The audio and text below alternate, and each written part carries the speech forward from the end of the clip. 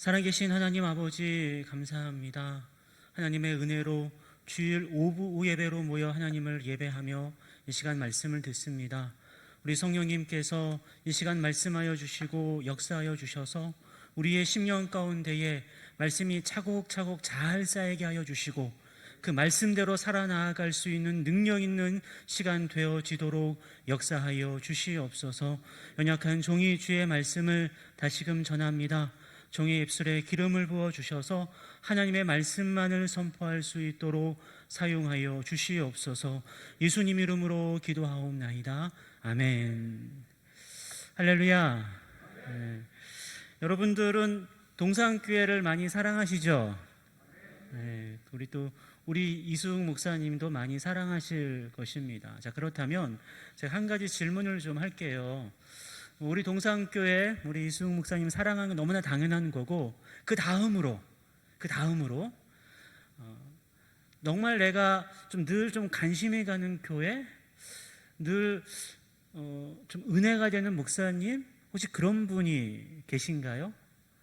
아마 한두 분 정도 있지 않을까, 말은 안 하시더라도 그런 생각이 듭니다. 아마 한두 분 정도는 그런 분이 계실 것 같아요.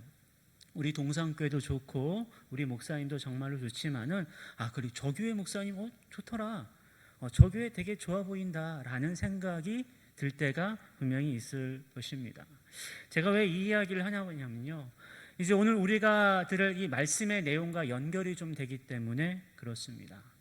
오늘 이 고린도 전서는요, 바울이 고린도 교회를 향해 쓴 편지였어요. 바울이 이 고린도 교회에 복음을 전하고 교회를 개척할 때에 쉽지 않았죠. 여러 가지 어려운 상황들이 있었음에도 불구하고 복음을 전하였고, 그 속에서 일꾼들을 세웠고 교회를 개척했습니다. 특별히 바울의 전도 여정을 쭉 보면요, 다른 교회에 비해서, 다른 지역에 비해서 이 고린도 교회는요, 무려 1년 6개월 동안 머물면서 복음을 전하였고 교회를 이렇게 세웠고 또 가르쳤어요.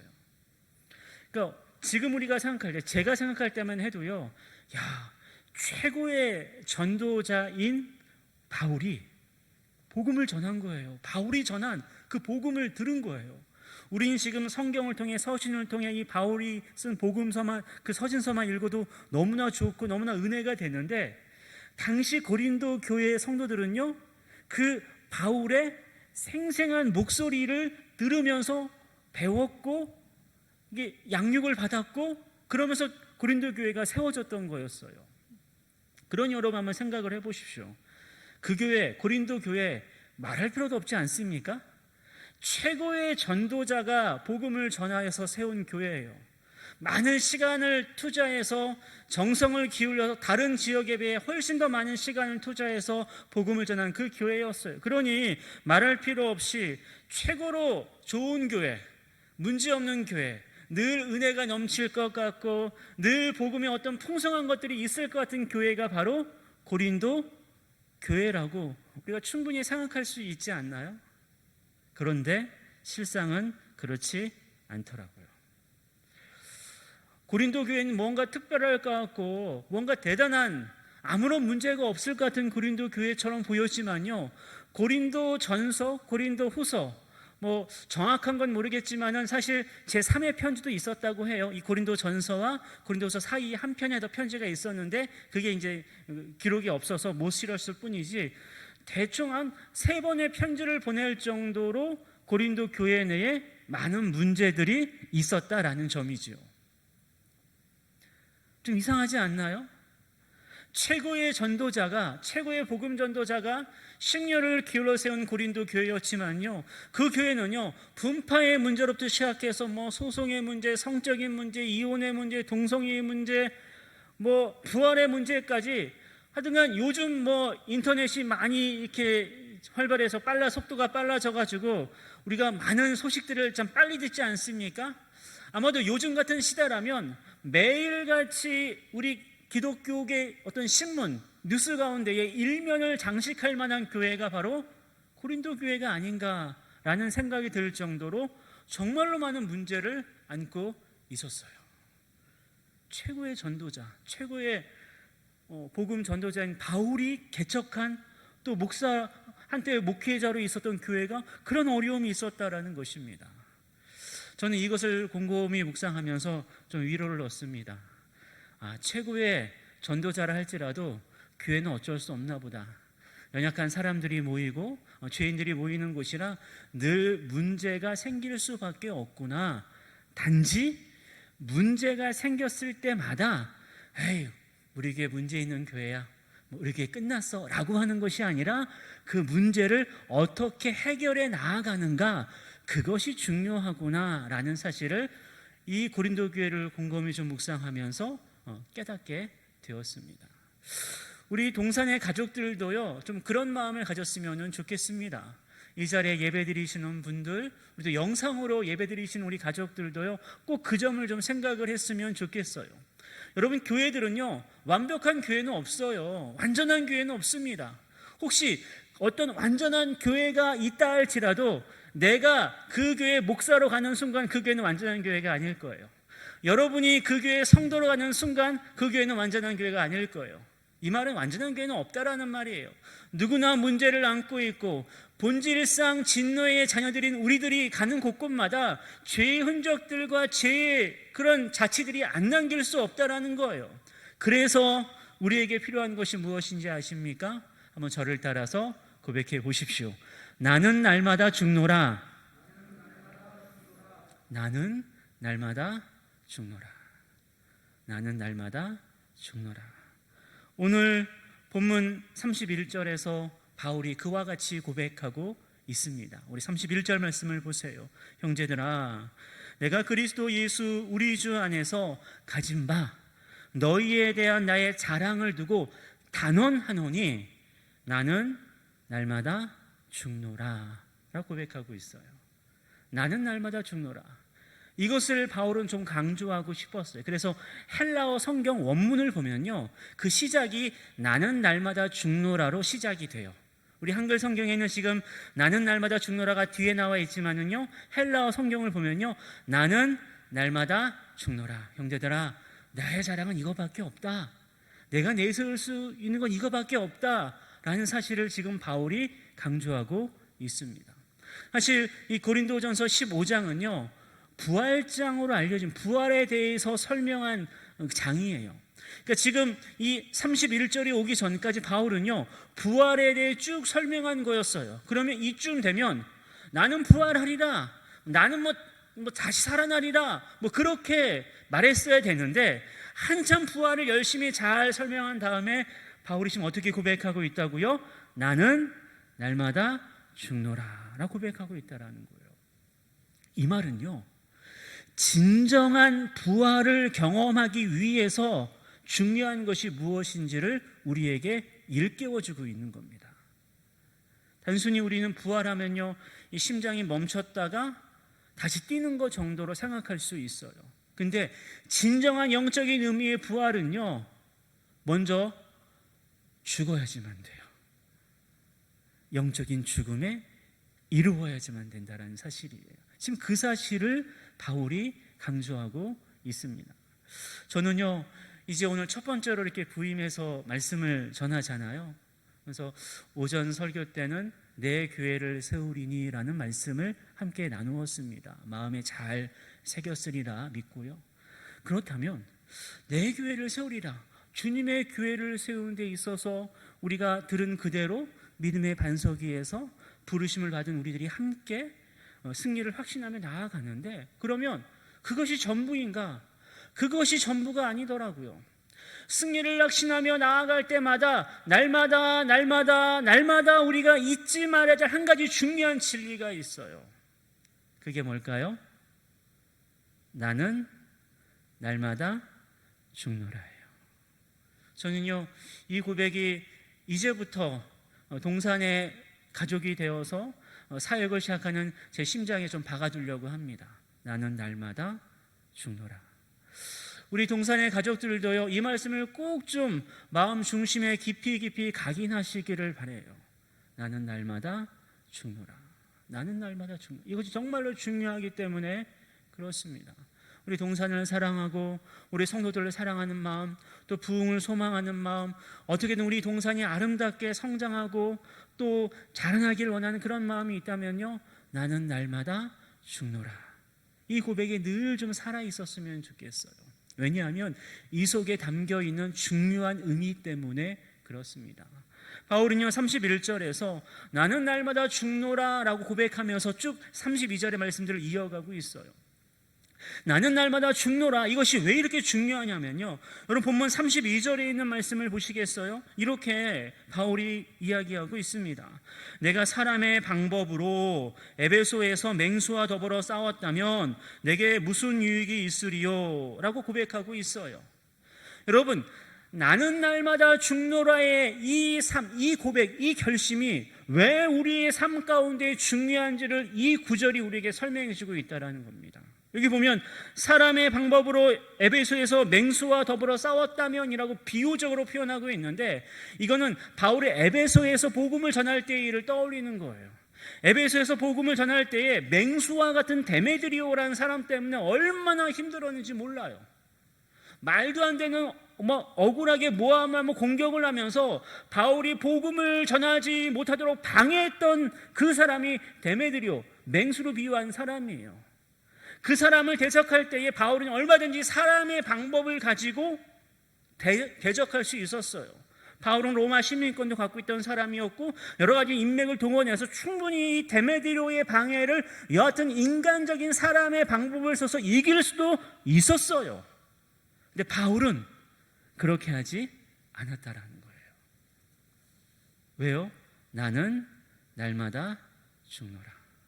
어쩌면 사람의 방법을 쓰면서 맹수와 같은 우리의 장애물을 제거하는 게 지혜롭고 더 빠르고 편할 수 있을지 모르겠지만은요, 그것은 하나님이 원하는 방법이 아니기 때문에 그랬어요. 결국 여기서 나는 날마다 죽노라, 여기서 말하는 첫 번째 중요한 의미가 뭐냐면요, 바로 저를 한번 따라 고백해 보세요. 믿음의 삶, 믿음의 삶이라는 거예요. 곧 사람의 방법이 아니라 믿음의 방법으로 맹수와 같이 나에게 달려든 모든 대적들과 싸우는 것, 바로 그것이 믿음의 삶이라는 거예요. 나는 날마다 죽노라, 바로 이 속에 담겨있는 첫 번째 중요한 의미라는 것입니다. 믿음의 삶이에요. 바울은 갈라디아서 2장 20절에서 이렇게 고백하죠. 내가 그리스도와 함께 십자가에 못 박혔나니 그런즉 이제는 내가 사는 것이 아니 오직 내 안에 누가 삽니까? 하나님의 아들이에요. 십자가에서 죽으시고 부활하신 하나님이에요. 예수 그리스도예요. 그분을 믿는 믿음 안에 살아가는 것, 그건 처음에는 십자가의 고난이 있고 십자가의 죽음이 있겠지만은 궁극적으로 어떻게 됩니까? 부활하셨습니다. 할렐루야. 죽음의 권세를 이기셨습니다. 할렐루야. 바로 이 믿음이에요.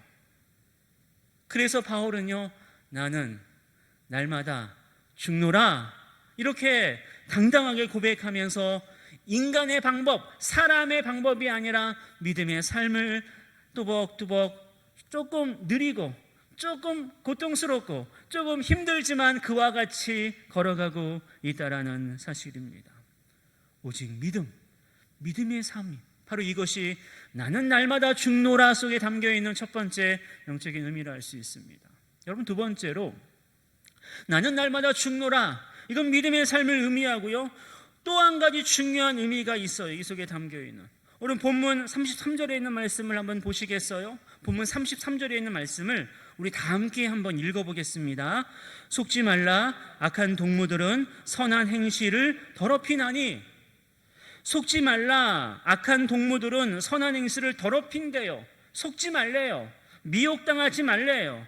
나쁜 교제들이 선한 습관을 부패시켜버린다고 그렇게 말하고 있는 거예요. 이 말은요, 우리 주변에 내가 친구라고 생각하는 많은 어떤 대상, 사람들, 많은 환경들이 끊임없이 우리를 향해 유혹한다는 겁니다. 계속 우리를 속이려고 수단과 방법을 가리지 않는다라는 거예요. 우리가 정말로 주님을 사랑하고 또 복음을 사랑하고 복음이 지시하는 그 방향에 따라 걸어 나아가려고 하고 주님의 교회를 세우고 또 주님의 교회를 섬기는 그 일을 걸을 때마다 내 가까운 주변에서 친구들이 미혹하는 거예요. 속이는 거예요. 야, 뭐 그럴 필요 있냐? 뭐 지금이 뭐 그냥 코로나 시대이고 뭐 어려운 시대인데 뭐 우리 적당히 대충 하자. 뭐 이 시대 가운데 뭐 누구도 뭐 저렇게 하고 뭐 누구도 뭐 저렇게 한다는데 뭐 심지어는 뭐 굳이 예배당에 나가지 않고 예배드려도 뭐 괜찮던데 라고 하면서 끊임없이 우리를 속이고 있다라는 거예요. 친구들이 내가 뭐 괜찮다라고 생각하는 그 동무들이, 그 친구들이 계속해서 우리를 속이고 있다라는 겁니다. 그래서 속지 말라. 악한 동무들은 선한 행실을 더럽히고 있다. 그렇기 때문에 바울이 어떻게 한다라는 것입니까? 나는 날마다 죽노라. 나는 날마다 죽노라. 결국 나는 날마다 죽노라 속에 담겨있는 두 번째 중요한 의미가 뭔지 아십니까? 자기 부인의 삶이라는 거예요. 자기 부인의 삶. 자기 부인이 지금 우리 가정에 있는 나의 부인이 아니라 자기 부인은요, 누구입니까? 자기 부인이 무엇입니까? 내 뜻을 내려놓는다라는 것이에요. 내 주장을 내려놓는다라는 거예요. 내가 정말로 절실히 원하는 것이지만은 그것이 하나님의 뜻과 상반될 때에 기꺼이 아무런 거리낌도 없이 그래요? 내려놓습니다. 바로 그것이 자기 부인이에요. 바울은 이 자기 부인의 삶을요, 빌립보서 3장 7절과 8절에서 이렇게 묘사하고 설명해 주고 있어요. 무엇이든지 내게 유익하던 것을 내가 그리스도를 위하여 다 해로 여긴다. 무엇이든지 내게 유익하던 것들, 나에게 이익이 되는 것들, 조금 더 쉽게 얘기한다면 나에게 돈이 되는 것들, 내가 살아가는 오늘 편하게 나를 만들어주는 것들, 그런 모든 것들이 그리스도를 위해서 살아가는 데 방해가 된다면 다 해로 여긴다. 심지어는 배설물. 이게 좀 좋게 표현해서 배설물이죠. 원어의 의미 그대로 한다면 그냥 똥을 가까이 하는 사람 있나요? 근처도 가기 싫죠. 냄새가 지독하고. 그 정도로 오직 그리스도를 위하여 살아가는 그 삶, 바로 그것이 자기 부인의 삶이라는 것입니다. 바로 그와 같은 삶이 있을 때 우리가 온전한 믿음의 길을 걸을 수 있는 거예요. 나는 날마다 죽노라. 죽는 척하는 게 아니에요. 뭐 교회에 올 때 어떤 일을 할 때만 잠시 잠깐, 뭐 주일날에만 뭐 예배당 안에 있을 때만 어떤 일을 할 때만 잠시 잠깐 내가 잠깐 내려놨다가 하는 것이 아니라 매사에 무엇이든지 간에 무엇을 하든지 간에 주님을 위해서라면 나의 것을 기꺼이 내려놓고 그 모든 것들, 너무나 좋아 보이는 것들조차도 배설물로 여길 수 있는 그 모습, 바로 그것이 자기 부인의 삶인 것이고, 그게 바로 나는 날마다 죽노라의 고백과 삶이 있는 성도의 모습입니다. 여러분, 이 모습이 저와 여러분의 모습이 되기를 간절히 소원합니다. 우리의 뜻을 얼마나 주장합니까? 날마다 우리는요, 이 교회 일을 하면서도 얼마나 내 뜻이 중요한지 몰라요. 교회 일을 막 하면 열정적으로 일을 하면서도요, 가끔씩 열정적으로 일하시는 분들이 막 시험에 들어가지고 막 교회를 떠나는 경우가 왕량히 있는데, 왜 그러냐면 내 말을 안 들었다는 거예요. 이것이 내가 정말 기도하고 막 이렇게 해서 내가 건의를 했는데 이거를 막 무시를 했다는 거예요. 그럼 종종 떠나지 않습니까? 정말 안타깝잖아요. 그럴 때마다 마음이 찢어지는 것처럼 안타까워요. 조금 조율하고 조금 내려놓고 하면 얼마나 더 좋은 것들을 만들어서 더 아름다운 열매를 볼 수 있을 텐데, 자기 부인의 삶이 없으니까, 나는 날마다 죽노라의 고백과 그 삶이 없다 보니까 교회를 하면서조차도 항상 그런 안타까운 일을 경험하지 않습니까? 더 이상 그와 같은 일을 반복하지 않았으면 좋겠어요. 나는 날마다 죽노라. 자기 부인의 삶을 통해서 더욱더 주님의 뜻에 집중하며 나아갈 수 있게 되기를 간절히 소망합니다. 여러분, 마지막으로 나는 날마다 죽노라, 이 속에 담겨있는 세 번째 의미가 무엇입니까? 믿음의 삶이었고 자기 부인의 삶이었어요. 이제 그게 좀 더 심화되어지고 열매가 있어야지만 돼요. 나는 날마다 죽노라.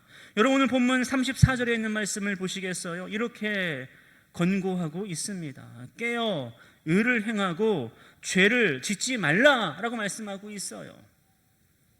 깨어 의를 행하고 죄를 짓지 말라. 하나님을 알지 못하는 자가 있기로 내가 너희를 부끄럽게 하기 위하여 말하노라 라고 고백하고 있어요. 여러분, 이것이 어떠한 것들을 가리키고 어떠한 의미를 담고 있는 말씀입니까? 깨어서 의를 행하래요. 이 말은요, 잠드는 순간 의를 행하지 못한다라는 뜻이겠고요.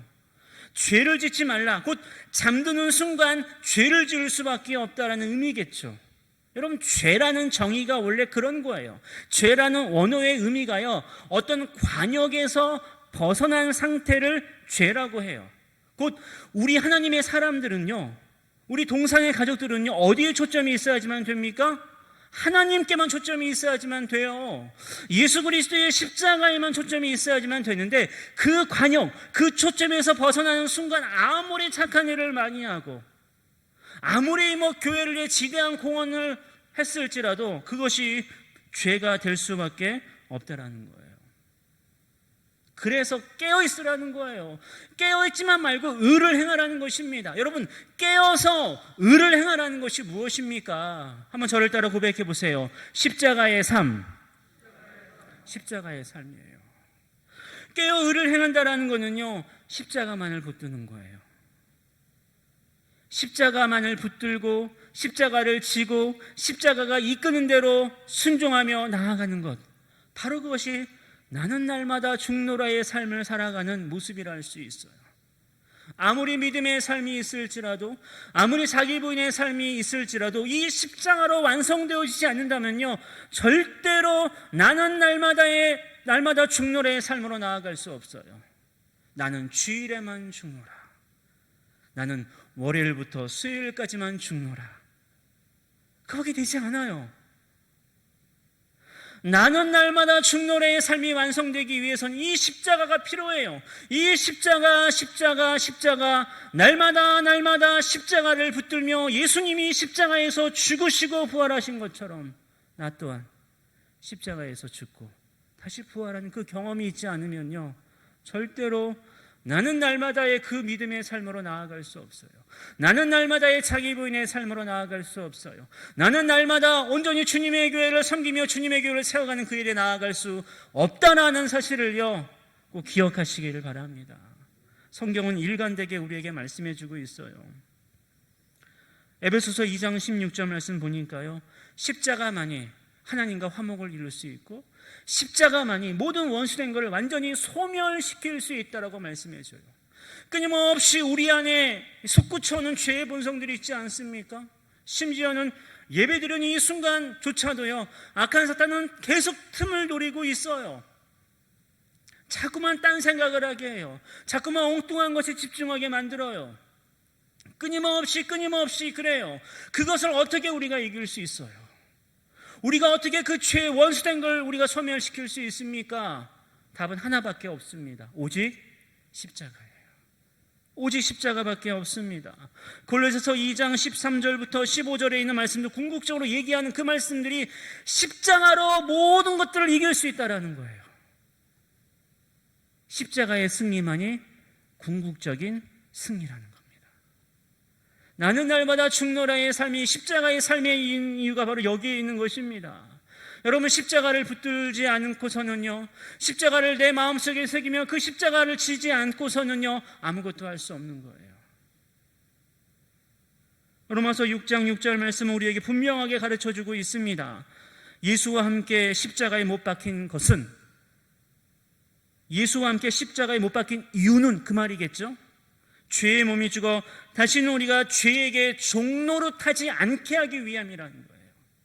끊임없이 죄의 노예, 죄의 종으로 살 수밖에 없는 우리들이지만은 십자가를 붙드는 순간 그 십자가가 승리가 되어서 우리를 나는 날마다 죽노래의 삶을 통하여 다시금 주님의 사람답게, 믿음의 사람답게 우리를 깨우치고 우리를 깨어나게 하고, 그래서 의를 행하며 주님의 일을 감당하며 주의 복음의 사역을 감당하며 주님의 교회를 세울 수 있는 그 길로 나아갈 수 있다라는 사실을 믿으시기를 바랍니다. 십자가입니다. 십자가의 삶이에요. 오늘 말씀을 정리하겠습니다. 그리고 마음에 좀 새기기를 바라요. 나는 날마다 죽노라. 저는 사실 이 말씀의 제목을 정하면서 좀 너무 강력하지 않나? 혹시 이게 처음 설교하는데 너무 부담스러워하지 않을까라는 약간의 걱정도 좀 했어요. 그러나 이 말씀을 준비하고 이 말씀 원고를 쓰면서 저는 더 확신을 가졌어요. 이게 답인데, 이게 필요한데, 내가 뭐 잠시 잠깐 뭐 좀 비위 맞추고 좀 기분 좋게 하고 부담 없게 하려고 얼마든지 뭐 좀 좋은 본문 가지고 뭐 이게 할 수 있겠지만은, 그러기보다 주님의 교회를 세워가야 될 정말로 중요한 시점에 와 있는데, 정말 어렵고 힘든 시대 가운데에 우리가 와 있는 이 시점 가운데에 필요한 것이 이거밖에 없구나 라는 확신이 있었습니다. 나는 날마다 죽노라. 왜요? 이것이 믿음의 삶이기 때문입니다. 이것이 자기 부인의 삶이기 때문이에요. 궁극적으로 이것이 바로 십자가의 삶이기 때문에 그래요. 믿음의 삶으로 시작하여서 자기 부인의 과정을 거쳐서 결국 십자가의 삶으로 완성되는 것. 이것은 결국 무엇입니까? 마지막으로 저를 따라 고백해 보세요. 나는 날마다 죽노라. 이 고백밖에 없음을 믿으시고 날마다 믿음의 삶, 자기 부인의 삶, 십자가의 삶으로 나아가는 나는 날마다 죽노라의 신앙으로 굳건하게 무장되어 갈 수 있는 우리 동산의 모든 가족들이 되시기를 주님의 이름으로 간절히 축원합니다. 기도하겠습니다. 은혜로우신 하나님 아버지, 감사합니다.